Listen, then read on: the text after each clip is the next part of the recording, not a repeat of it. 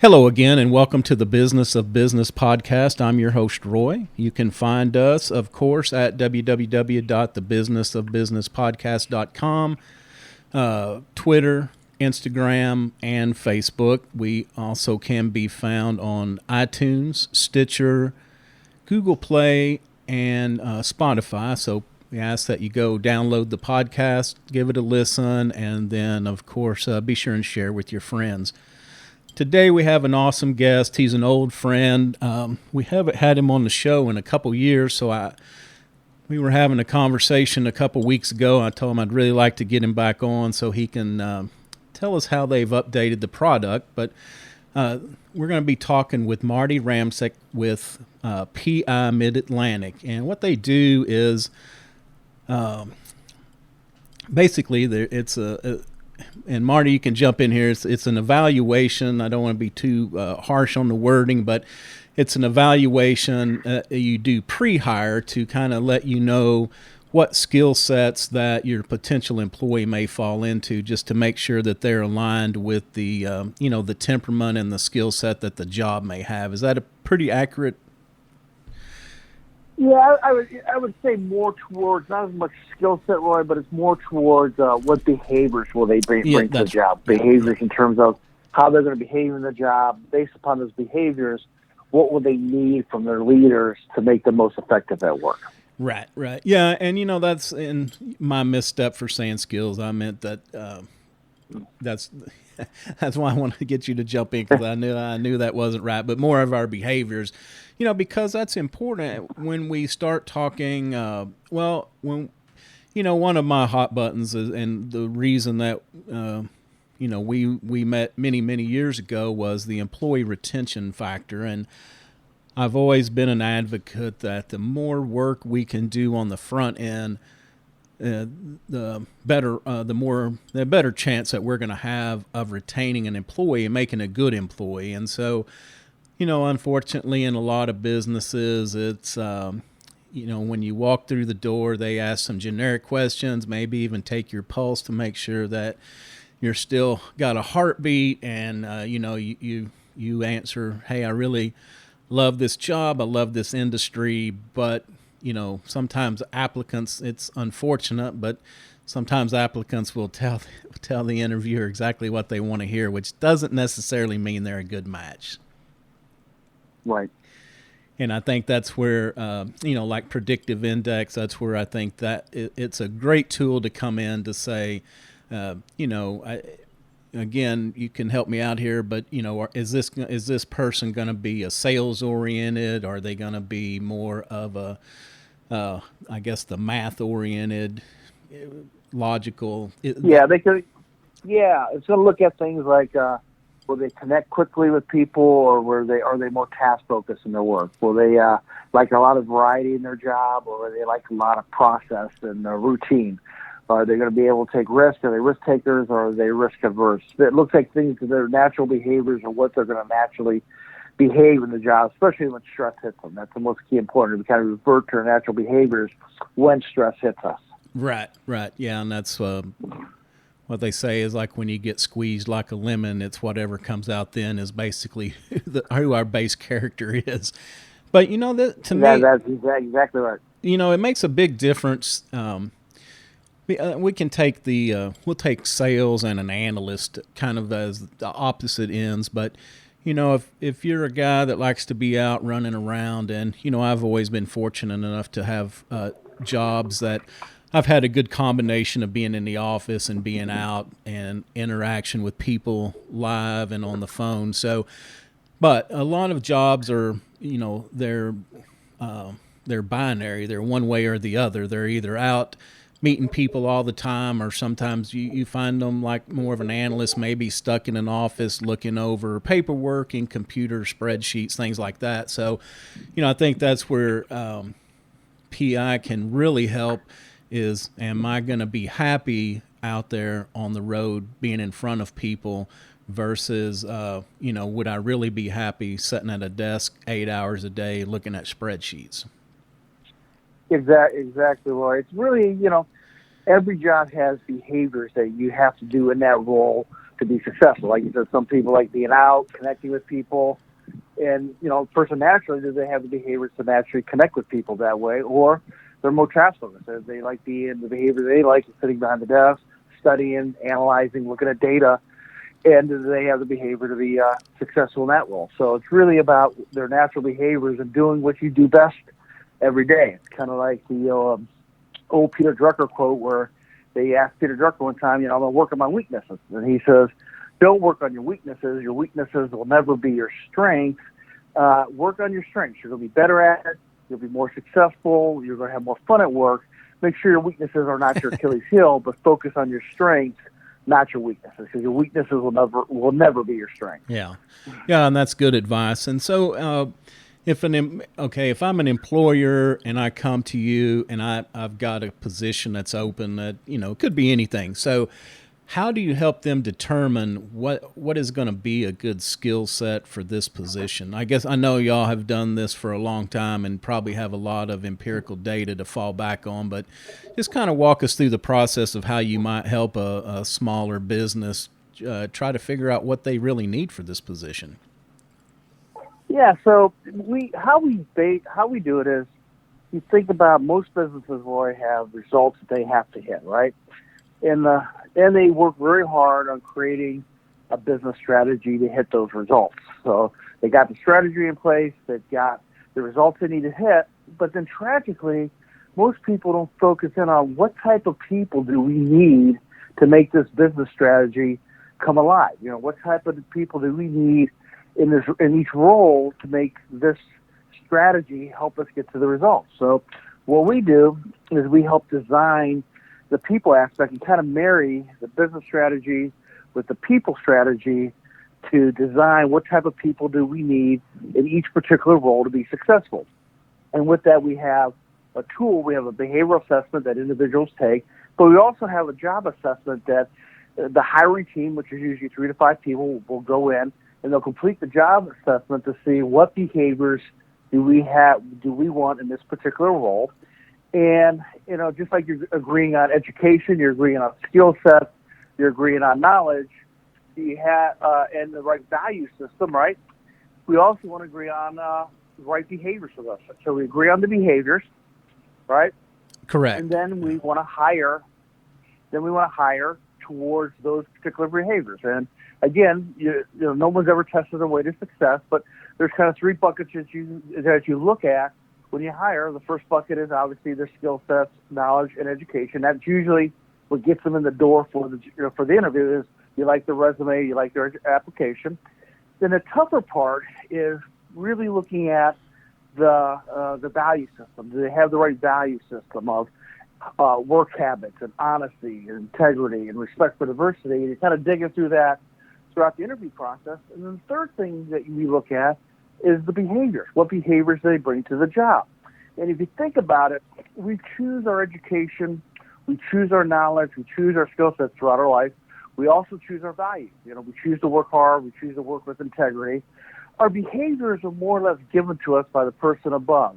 We don't really choose behaviors. Behaviors choose us. For example, I'm 5'10". I was 5'10" at 18. I'm 5'10" today. I'll be 5'8", 5'9" in 20 years because we'll shrink. But I'll never be 6'5", and behaviors kind of choose us. So, okay. But you look at it, when people fail at the job, it's usually because of the behavior they're displaying, not what was on the resume. So you want to hire towards that, and you want to get all 3 right, skills, education, values, and behaviors.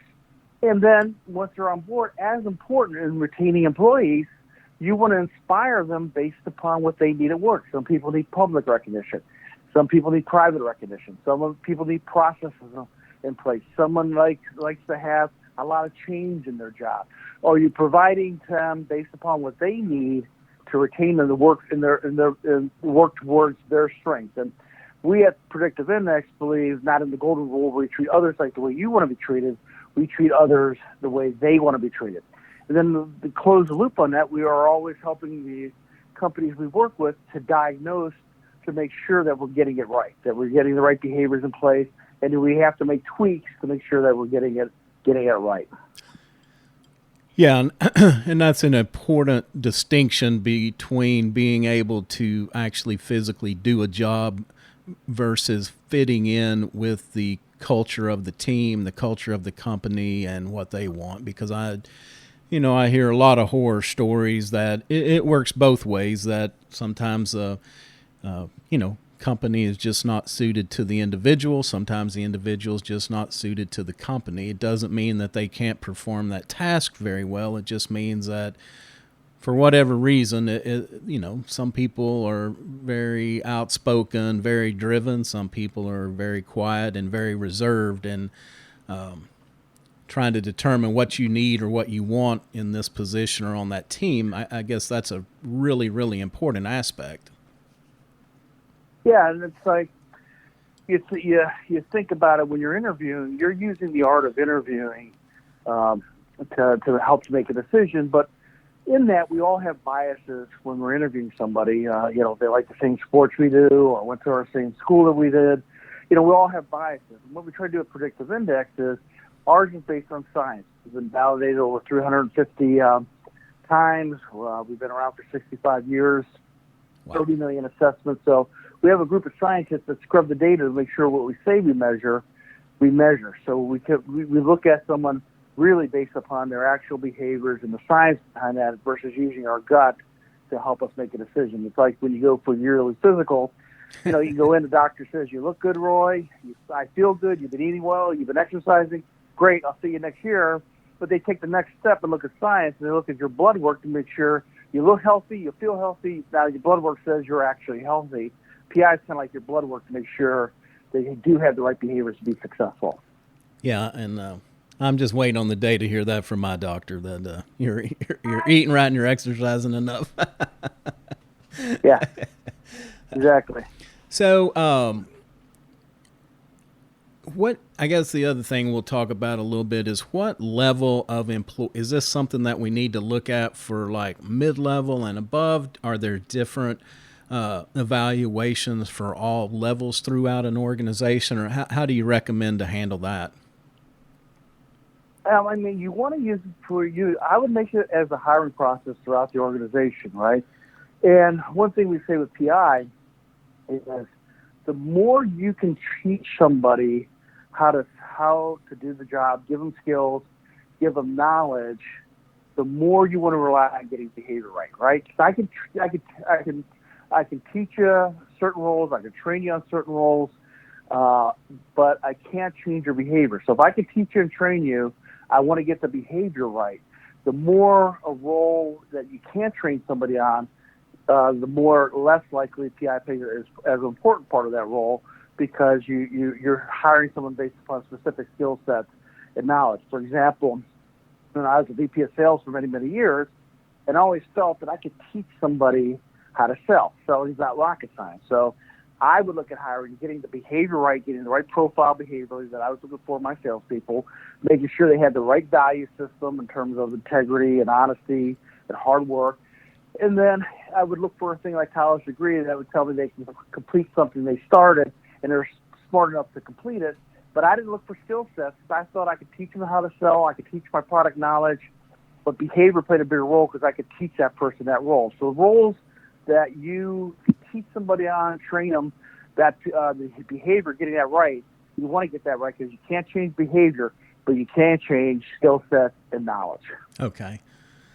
So once you consult with management, y'all have done the the hiring team. They've given you some input, filled out their wants and needs, and then so we bring in an applicant. They've done the resume. We've looked at them. So now we really like this person.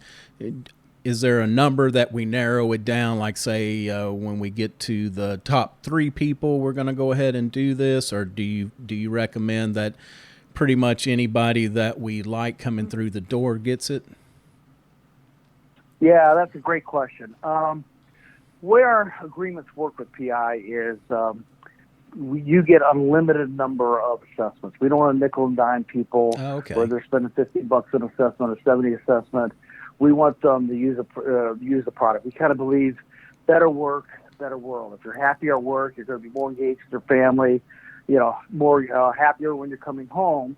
So we want people to use the program. So based upon that, we want to do, and I recommend to all my clients to do the predictive index as early in the interview cycle as possible, so you can get an idea, do they have the right behaviors you're looking for in that role, and you want to go in and behaviorally interview to make sure they have those behaviors, or if they don't have those behaviors, can they close the gaps from that standpoint? So you want to use it, and if they don't have the right behaviors for the role, it's going to save you time in terms of the interview process. But for the candidate, it's better for them too, because if they're not going to be right for the role behaviorally, it gives them opportunities to interview at other places where they didn't take up a lot of time looking at this particular job where behaviorally they're not right for. So right. I recommend it early in the interview process to make sure that they have the right behaviors and behaviorally interview based upon if they have the behaviors for the job, or can they close the gaps in terms of the behaviors we're looking for.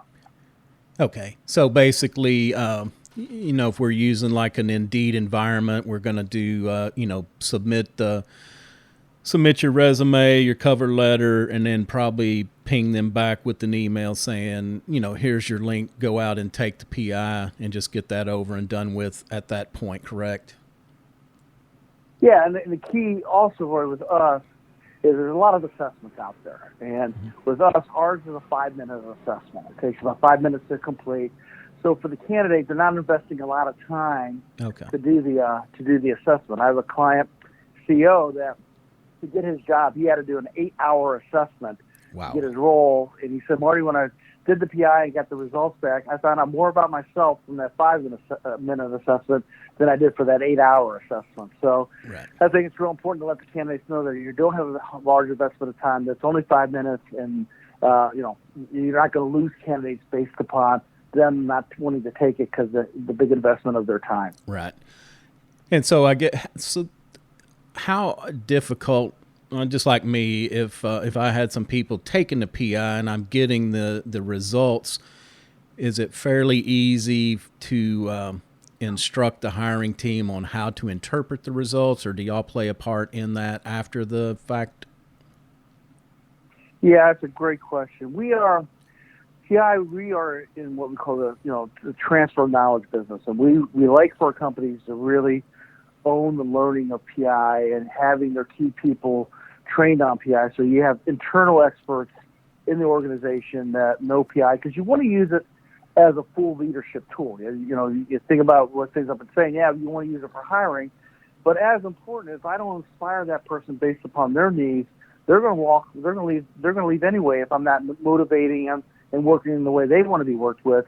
So you want to use it as a leadership tool. So part of our program is once we sign a client up, we get their key management people in the organization trained on PI, and the more people that are trained, the more it becomes a way of life. People are using the language, speaking the language, and they're using it the right way as a full leadership tool, just not a hiring tool to get people into the organization. Yeah, and that's a good point to make, because I'm kind of laser focused on the hiring process, but this is also a good tool to use if you want to promote internal candidates or take somebody out of another department, bring them up maybe from operation to sales or vice versa, to go ahead and do the PI on them to just make sure they're going to have the behaviors that you're looking for that new position. Yeah, I mean, especially now that, I think we all got that T-shirt where you had a great employee and it was doing great, and you promoted them, and they failed in the next role, right? So it's kind of a 2-for-1 loss. You lost a great employee that was in the role, and they failed in the next role, and you lost them in that role. It was 2-for-1 loss. So you want to make sure behaviorally they have the right behaviors to succeed in that next role. And with the pandemic and companies maybe losing people and adding different assignments, those assignments you're giving to that employee behaviorally, are they going to be really good at behaviorally in those particular assignments to be successful from that standpoint? So as people's jobs change because of the pandemic and what's happening, making sure they're going to succeed based upon new assignments you may be giving them based upon changes the organization has made. Okay. So go ahead.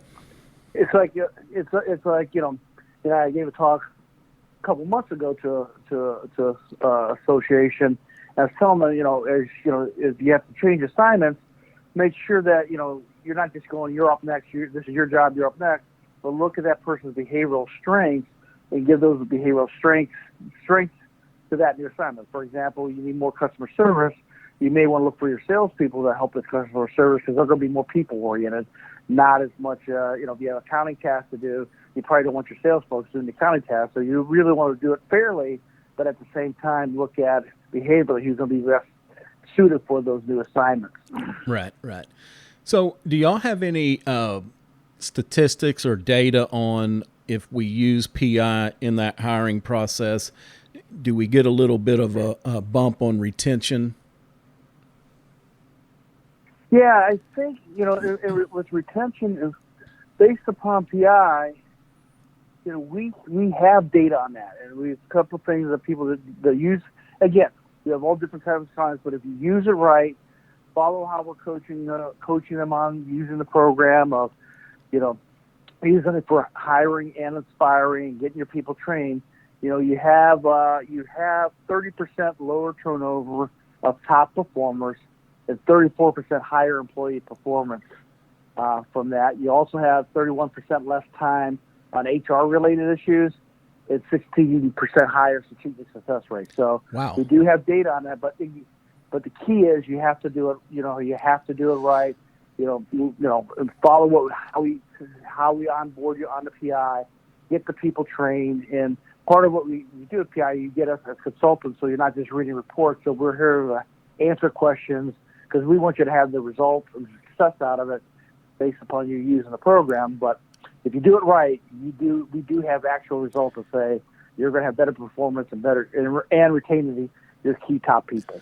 Yeah, and that's a good point to make. We can throw all the tools at management that we have, but if we don't learn how to use them and use them correctly, it's like throwing a shovel out into a field. It's not going to dig holes unless somebody's out there making it happen. So it's important to realize that there is going to be, it still takes effort to make this work to your advantage. Yeah, I mean, we can all have gym memberships, but if you work the process and, work the gym, you go to the gym and actually work out and, maybe get a trainer to help you, you're going to have better results at the gym versus just showing up and, socializing with people. Right. So to speak. Exactly. So let's just say from start to finish, if somebody was to give you a call today, and I know again it's not all on you. It takes some input by the company or the hiring team and all that. But on average, if somebody calls you, how long does it take to get this implemented where they can start using it and seeing results? They, someone called and said, Marty, I'm familiar with PI, and we want to go with a program. So, they sign the agreement, which we do by DocuSign today. Once they sign the agreement, they get access to the PI software with an hour after signing the agreement. So we can get them up running almost immediately when they go with the program. Oh, and awesome. then the key point is once they sign is when can we get them trained? Obviously, today we're doing virtual training, so virtual training is really top-notch in terms of the content's there. You do miss meeting people face-to-face and spending time with them doing breaks and dinner and that type of thing, but our virtual training is up and running, and as soon as they agree on the virtual training dates, they get to start running PIs almost immediately once they sign, and then we just get them up and running on the virtual training and get the key people trained on PI, and then they're off and running. So it could happen very, very quickly within a week. Okay. So to speak. That's awesome. So speaking of COVID, we really haven't talked about that. Have y'all had to make any tweaks based on that, or are you seeing anything that's unusual with the clients that you're working with? That's a great question. We're a couple things. Number one, the major tweak is we used to do all of our training face to face, and now all of our training right now so far has been virtually. So that's the major change we've made from that standpoint. And our client visits, if it's in my area, I can make client visits face to face, and now we're just doing it by phone. The couple of major things that we're helping companies with is those, as we talked earlier, if they're giving people new assignments, helping them adapt their job targets and what behaviors they're looking for based upon new job assignments in those particular roles. So we're helping them with that. And the other thing that's done a lot of study on our different behavioral drives of, because of people working remotely, who is thriving working remotely and who is struggling, and kind of putting a playbook together for them to help them with each person based upon their PI to help them working remotely. For example, people that have a high dominance, a high need for control, they're struggling with working remotely because they can't control the meetings like they used to be able to do, right? Okay. People with high social needs, they're struggling with virtual meetings because they can't read that person's entire body language. You kind of see people kind of from the neck up, so they're not seeing their arms, if their arms are crossed, or seeing their body language, and that's frustrating to the people that have a high social needs. People that like stability and like coming in and seeing the same people every day at the same place, same time, they're struggling because they miss coming in and seeing the same thing where their world has been kind of upheaval that way. So we kind of analyze what people are thriving, what people are struggling, and put together a playbook to help people get through this, especially the people that that are working remotely based upon their behavioral drives. Okay. Yeah, that's definitely a huge factor. I know that some people thrive at home, and some people really struggle. They need that interaction. They need to be able to, I guess, the human contact, and so that is definitely a key point nowadays. Yeah, we all know those people that we know that you see them on Monday morning, you hear all about the weekend, right? Right. And that's part of the behavioral makeup, right? And now that's kind of gone because we're not meeting on Monday morning anymore. We're working remotely. So those type of things, helping people get through this as much as possible based upon their behavioral needs and behavioral needs from working remotely. Right. All right, Marty. Well, we're just about out of time. Is there anything else you want to add before we start wrapping up? No, I think there, obviously, there's a lot going on out there, but all we do at PI is help you with your most important investment, and that is your people, right? I mean, and it goes back to what I said originally is, companies have business strategy, you work hard on, you have results you still have to get. But, we want to help you get the people right. Design what type of people that are going to be successful in that role.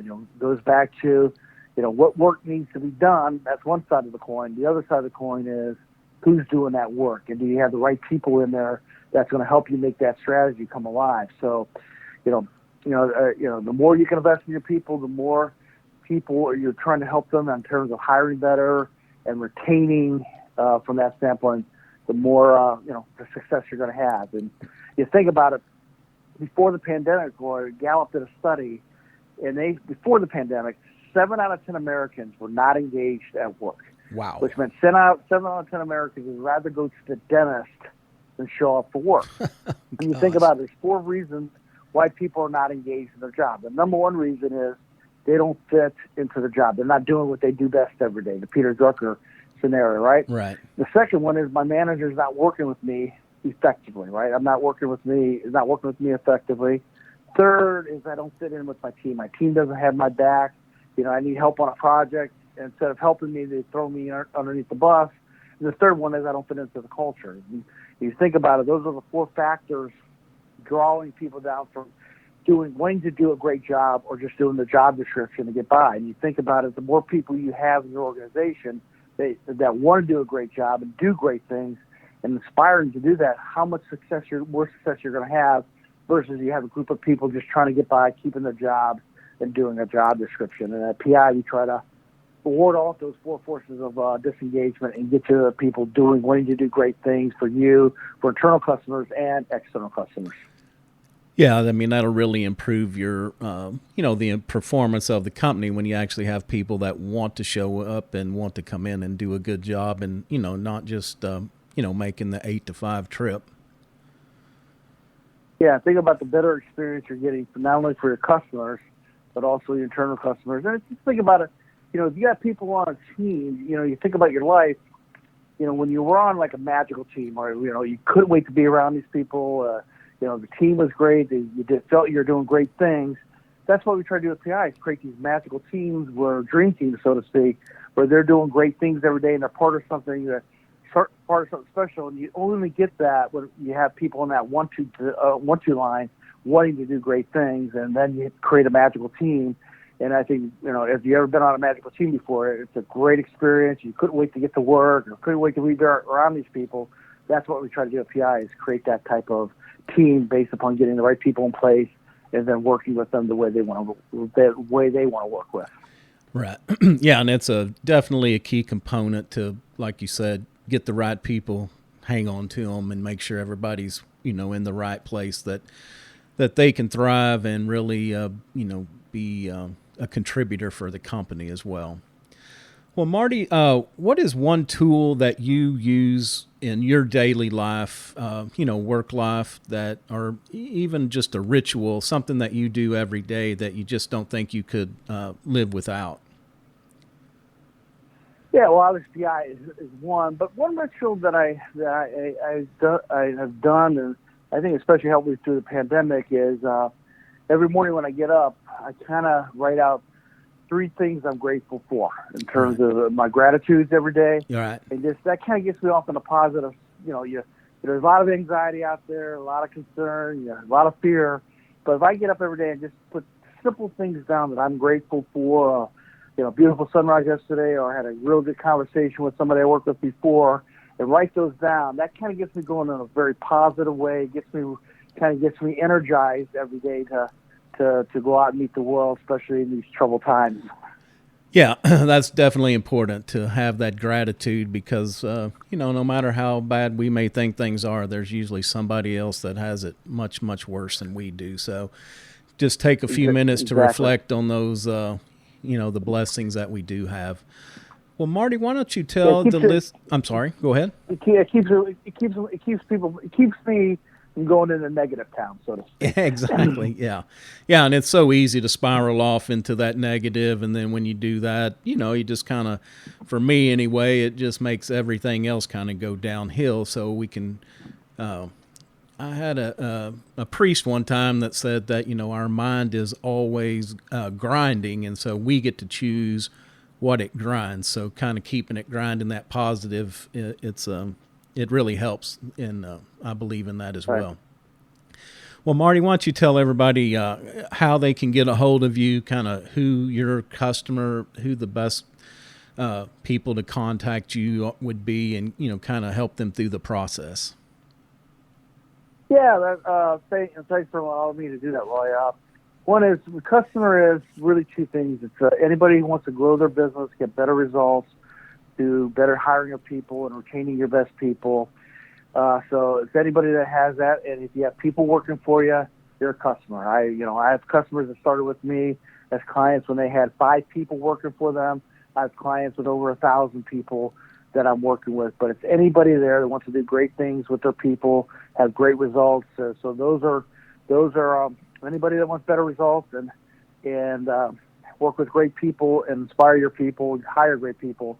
You're a possible customer. So to get a hold of me, my phone number is 949-545-8121. Again, 949-545-8121. I'm very informal. You pick up the phone, give me a call. If I miss you, I'll call you right back. And my email address is my last name, Ramseck, RAMSECK, at PI Midlantic.com, mramseck, PI Midlantic.com, or you can connect with me on LinkedIn, and we can set up a time to talk. And for those of us in the podcast want to do their own PI, I'm more than happy to do one for you at no charge. It's $250 value that I'll do for you at no charge if you connect with me, and you do the assessment. It takes you 5 minutes, and I'll spend 15 minutes to half an hour with you to go through your results. Oh, that's awesome. Yeah, I certainly appreciate you making that offer. So take him up on it. Give Marty a call. It will not be something you regret. It'll just make your employment issues so much easier, not only on the hiring, but also, making sure you have people in the organization in the right leadership positions. All right. Well, thanks a lot, Marty. It's great talking to you again. You can find us at www.thebusinessofbusiness podcast. We're also on Twitter, Instagram, Facebook. Don't forget to download the episode and be sure and share it with friends. Until next time, thank you very much.